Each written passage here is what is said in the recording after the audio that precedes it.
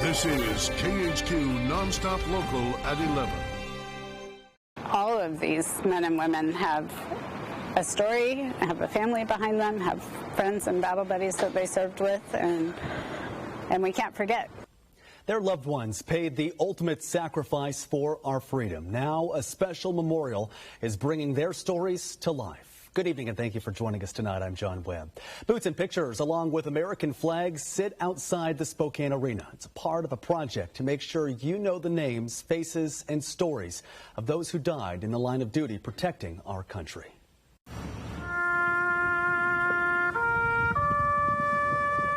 For some of us, unfortunately, it's Memorial Day every day. It's pain Kirsten Lyons has lived with since 2014. That's when her son, Marine Sergeant Jacob Hess from Spokane, was killed in Afghanistan. All of these men and women have a story, have a family behind them, have friends and battle buddies that they served with, and we can't forget. Lyons is a volunteer with Washington State Fallen Heroes Project. The organization has created what it dubs as the Boots on the Ground Project, which sits outside the Spokane Arena. We have over 200 boots out here, each with the name and picture of a fallen hero from Washington State or North Idaho. And we're just encouraging the community to come out and walk through, spend a few moments looking at their faces and saying their names. On this day, Lyons says visitors from all over the inland Northwest came to honor and pay their respects for those who lost their lives serving this country. All of the boots and pictures are military members killed following the 9/11 attacks, each with a personal story the families want you to know about. You see it and you put that name and face to service and Memorial Day, then maybe next time you don't put happy in front of Memorial Day. Lyons, as you can imagine, is very emotional. In fact, her son's story is part of the 200 boots on the ground. Because that's my son, so it's very personal for most of us. So when you're out this Memorial Day and you see a flag, Lyon wants you to pause and think about those lives lost to keep your freedom. For a moment this weekend, we just hope people will come by and pay their respects and understand why it is Memorial Day. Well, Lyons says the community is invited to come at 3 o'clock tomorrow afternoon when they change the flags. Well, flags across the inland Northwest will be flying at half-staff tomorrow in honor of the military members who lost their lives. Spokane Mayor Nadine Woodward says those flags will remain lowered until noon tomorrow or Tuesday. As you can imagine, several events paying tribute to those who lost their lives will be held tomorrow as well. Well, drivers getting around a lot easier tonight following this weekend's thunderstorms. All of that rain created flash flooding in Grant County, taking out part of Adams Road. The water caused mud, rocks, and debris to cover that roadway. It has since been cleaned up. So will rain ruin Memorial Day plans tomorrow? Let's bring in weather forecaster Ava Wainhouse. Ava. Hey, John. Yeah, I think we're in the clear. Things are looking good. Taking a look at that satellite and radar right now, we're seeing very little showers across the region. And luckily, those roads are looking pretty good now. A lot of flash flood warnings have since expired since earlier this afternoon for exactly what we just saw there on those photos and videos. You can still see some areas covered in showers through the northern mountains and touching into the Idaho Panhandle. Most of that is stretching into Montana right now, though, and the severe thunder threat is set to just really expire across the inland Northwest. We are going down to the Idaho Panhandle and parts of Montana as well. Still seeing the chance for some heavy rain and lightning strikes, but by Memorial Day, it is looking even better than that. Northern Montana and the northern Idaho and all of Washington is in the clear for these threats moving southeast of us as we head into tomorrow's holiday. You can take a look at this power planner. It is looking gorgeous. We are drying up and warming up. 79 degrees and sunshine on the way. That's stretching throughout the evening. Conditions are just going to be absolutely gorgeous tomorrow. So enjoy that weather, and it's going to stick around for most of the week. We could see some showers move back into the region by Tuesday. So stick around for those details when I see you back here in a few minutes. All right, we'll be watching for that. Ava, thank you. And if you're heading to the lake tomorrow, the Kootenai County Sheriff's Office will be looking for dangerous boaters and those who are drinking and boating. Jonathan Traw works for the Sheriff's Office. He operates one of the department's 11 boats, making sure people are following the rules of the water. Traw estimates only 6 to 10% of stops end in citation. To him, it's about educating boaters. We understand that people are out here just to have fun, and our role is to make sure people are having fun safely. So we're out here looking for negligent operations, people riding on the bows of their boat or on the stern. So that's negligent behavior. So we pull people over for that and educate them. The Sheriff's Office expects a lot more people out on the water tomorrow when the weather is a little bit warmer. Well, if you're hauling your boat to the lake, tomorrow is the beginning of the 100 deadliest days on the road. During last year's period, 72 people died in Idaho. So far this year, there have already been 71 fatal crashes. The three most common causes are distracted and impaired driving, as well as speeding. Well, a bicycle ride turns deadly after a semi-truck hits a man on his bike. It happened around 11 o'clock yesterday morning in 9 Mile Falls. Spokane County deputies say the truck driver couldn't stop in time as the bicyclist tried to make a left turn. Investigators add it does not appear drugs or alcohol were factors. The crash remains under investigation tonight. Lewiston police say they found a body on the Clearwater River near Gibbs Eddy. Now they need your help to figure out who it is. He's a white male with medium-length brown hair and a red beard. He's about 6 foot, 250 pounds. He has 2 tattoos, one on his right shoulder and the other on his right calf. Contact the Nez Perce County Sheriff's Office if you know anything. Spokane police asking for your help to find a man they say was involved in a shooting that ended in a standoff. At the top of your screen is 33-year-old Ryan Scholes. Officers say he is no stranger to them, leading to another standoff earlier this year. They add he likely has a weapon and is considered dangerous. It all started yesterday afternoon in Spokane's Logan neighborhood. One person was shot and rushed to the hospital with life-threatening injuries. Now, shortly afterward, police learned those likely responsible were in Liberty Lake. A standoff lasted for hours and several people were questioned. A 250-acre wildfire is burning in Douglas County is now contained. The fire started yesterday afternoon along 10th Street in East Wenatchee. Investigators believe a bolt of lightning started it. More than 200 homes remained on an evacuation alert until just a few hours ago. Crews spent most of today keeping an eye out for any more flames and cleaning up the mess the fire caused. At least 10 homes destroyed by flames as a fast-moving wildfire moves through Nova Scotia. People in the area are being evacuated from their homes as a result. So far, no injuries have been reported, and firefighters say the blaze is not under control. Crews plan to take the sky tomorrow to get a better look at the fire and figure out what resources are needed. Well, come Wednesday, lawmakers could vote on the new proposed deal on the debt ceiling. The plan reached by President Biden and House Speaker Kevin McCarthy suspends the debt limit until next January and cuts $2 billion from the IRS budget this year. Under the deal, non-defense spending would remain relatively low next year. It climbs by only 1% in 2025. Democratic leaders say they were able to save programs helping you. It protects Social Security. It protects Medicare. It protects Medicaid. It protects veterans. It protects the American people. Well, I do expect that there will be Democratic support once we have the ability to actually be fully briefed by the White House. If the deal is voted down, the deadline before America defaults is June 5th. It's an honor, 4 years in the making. Students at New Tech Prep in Spokane Public Schools getting their pins upon completing courses in things like criminal justice. In addition to those involved with law, several health careers, including dental and medical assisting, nursing, and pharmacy tech, were also pinned. Pinning ceremonies are a symbolic welcoming of newly graduated or soon-to-be graduated nurses into the profession.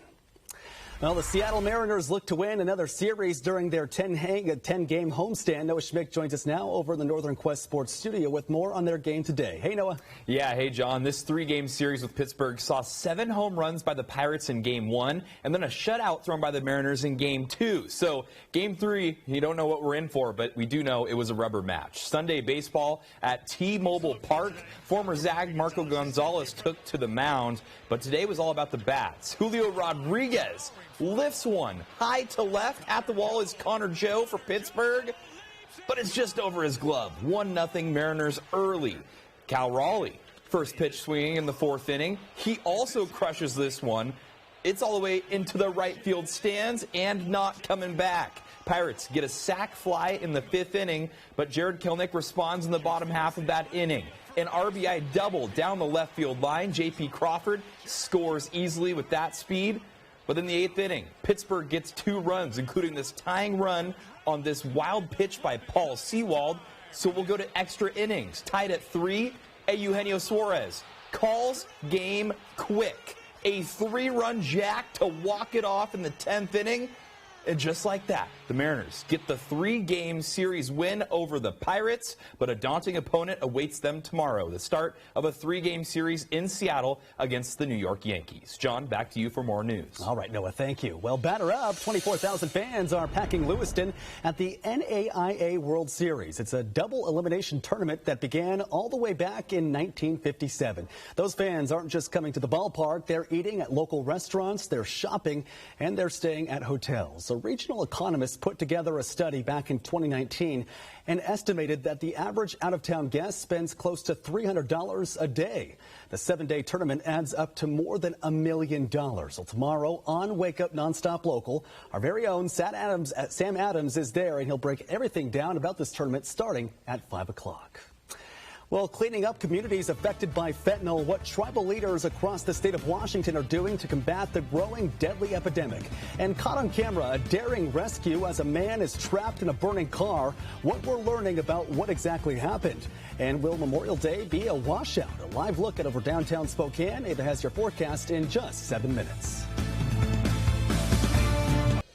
Caught on camera tonight, watch the moment a deputy in western Washington pulls a man from a burning car. It happened last Monday in King County near Seattle.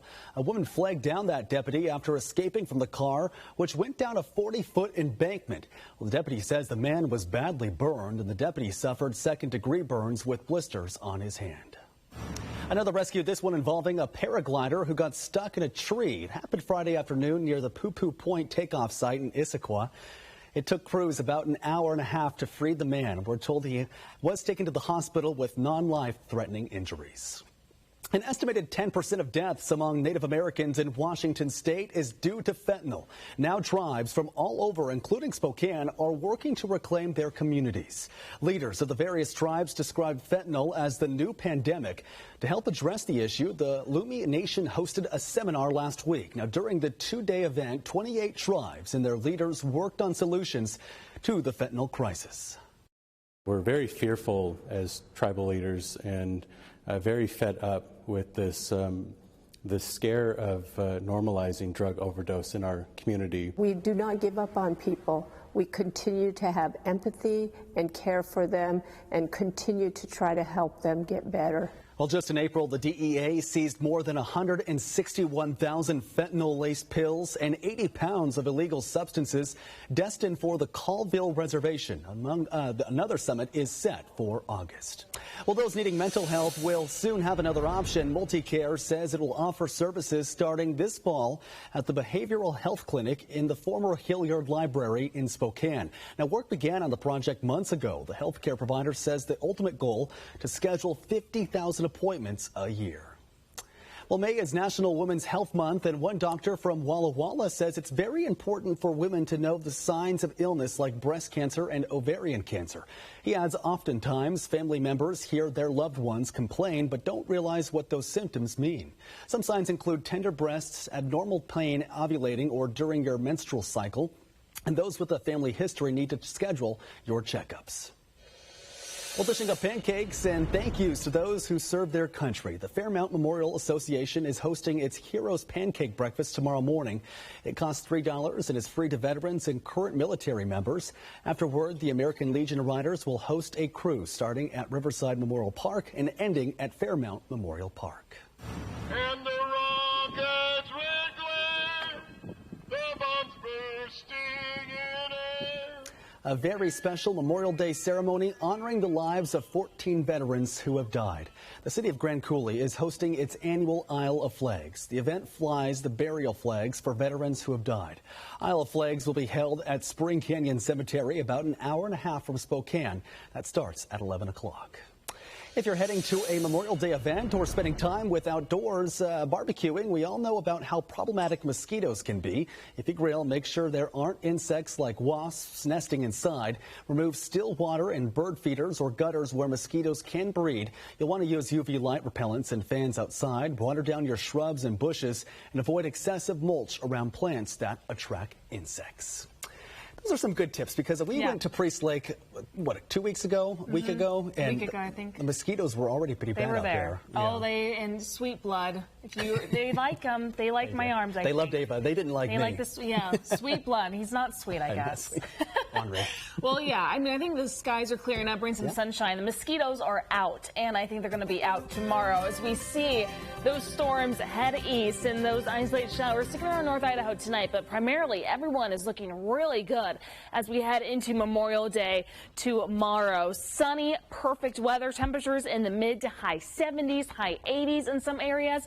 So it's going to be very nice. Looking ahead, we do see a chance for showers across the panhandle as we head into the middle of the work week or so, Tuesday, Wednesday, and Thursday, before things ramp up back into the 80s by next weekend. Current conditions, we're seeing some rainfall in Coeur d'Alene right now as those isolated showers are sticking to northern Idaho. Here in Spokane, clear over downtown Spokane right now. Very light winds across the board as well. Pullman 58 degrees, 64 degrees here in Spokane, about 62 degrees in Coeur d'Alene. We are cooling down to about 54 degrees in Spokane tonight, 53 degrees in Coeur d'Alene, 49 in Pullman, 49 in Colville, still the mid-50s through central Washington, about 55 degrees in Tri-Cities. Take a look at that satellite and radar. So these are the showers that are kind of sticking around northern Idaho.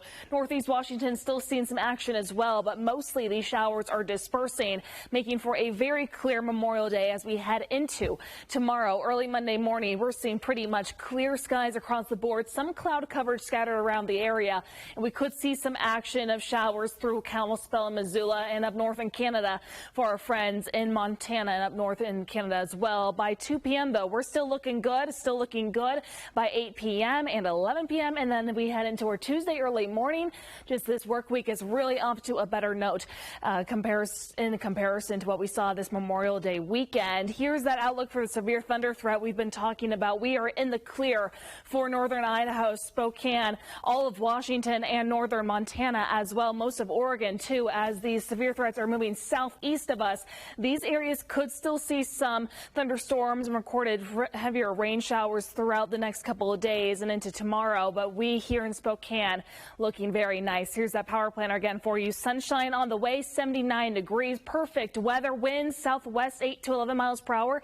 Not too bad. Tomorrow, daytime highs across the rest of the region, 88 degrees in Lewiston, 79 degrees in Coeur d'Alene, 89 degrees in Tri-Cities, 87 degrees in Vantage. Those temperatures are gorgeous, and we do take a look into our Tuesday evening or so. We're still remaining under a low pressure system. It's more south to us, but we could see some showers moving into the central and southern Idaho panhandle and across Oregon and parts of Montana as well. You can see those red cells there could produce some showers, but mostly going to be in the clear for Spokane. Here's that 7-day forecast for you again. Gorgeous conditions for Memorial Day tomorrow, and that's really going to continue through the rest of the week. We could see the chance for those isolated showers in Idaho Tuesday through Thursday, but take a look at those temperatures by next weekend, 80 degrees and sunshine. John? Beautiful, Ava. Thank you. Well, a scary sight playing out during this year's Indy 500 race. A crash between two drivers sent one car into the wall, spinning out of control. The car's tire, which went flying, ended up barely missing the crowd in the grandstands. It was a scary sight inside the car, too. Look at all those sparks. Well, this is the damage it caused. The tire hit the front end of this car parked outside the racetrack. Luckily, no one was hurt. Stick with us. Sports is coming up next.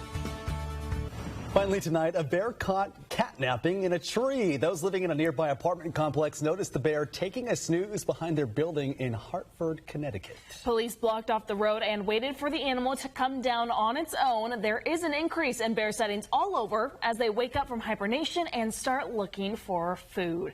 I think he wanted the food that's in the tree. He's just relaxing. He's having a good time. All right, let's take a look at that power planner for your Memorial Day tomorrow. Sunshine on the way, 79 degrees, warm and sunny, beautiful conditions for Memorial Days. That 7-day forecast pretty similar. We could see a chance for some showers across Idaho Tuesday through Thursday, but man, take a look at that. Sunshine across the board, back in the 80s by next weekend. Beautiful forecast, Ava. Thank you. We're not here next Saturday, but we'll be back on Sunday night. We'll see you then. We'll see you then.